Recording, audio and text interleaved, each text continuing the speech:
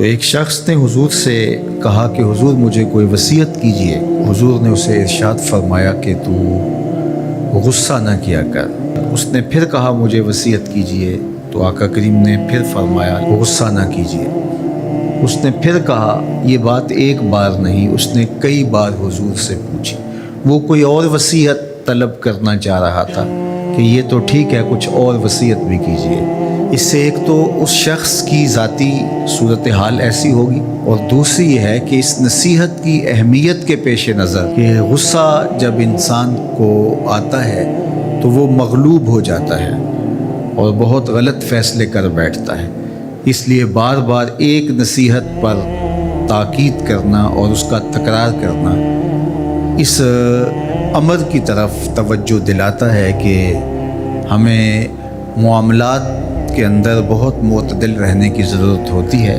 جو شخص غصے کو نافذ کرنے کی طاقت رکھتا ہے، ایک تو ہوتا ہے کہ بندہ غصے سے خود اپنے آپ کو بے چین کرے گا، لیکن اپنے غصے کو نافذ نہیں کر سکتا، غصہ نکال نہیں سکتا، خود پیچ و تاب کھائے گا۔ لیکن یہ وہ شخص ہے جو غصے کو نافذ کر سکتا تھا، اس کے پاس طاقت تھی، لیکن اس نے اس کے باوجود غصے کو ضبط کیا۔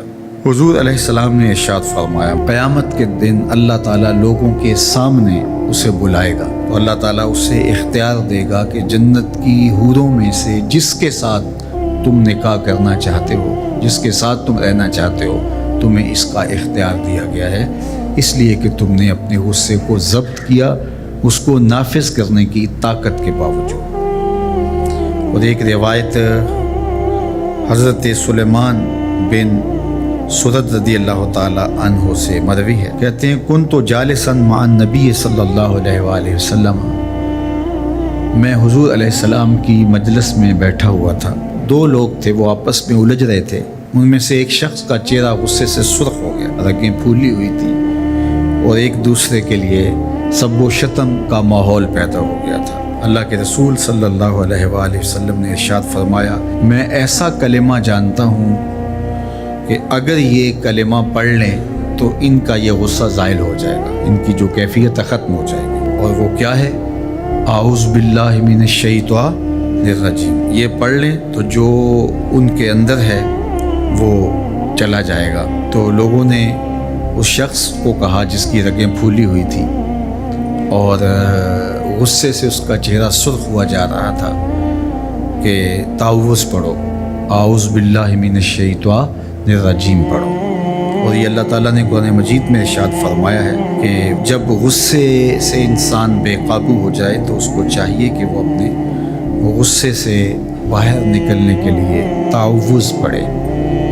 ایک روایت میں ہے اللہ کے محبوب نے ارشاد فرمایا، تم میں سے اگر کوئی شخص غصے میں آئے تو وہ خاموش ہو جائے، تو خاموشی سے غصے کا لیول نیچے آنا شروع ہو جائے گا۔ اور ایک روایت میں ارشاد فرمایا، جب تم میں سے کوئی شخص غصے میں ہو تو وہ کھڑا ہوا ہو تو وہ بیٹھ جائے، اور اگر اس کا غصہ اس سے زائل ہو گیا تو ٹھیک، ورنہ لیٹ جائے۔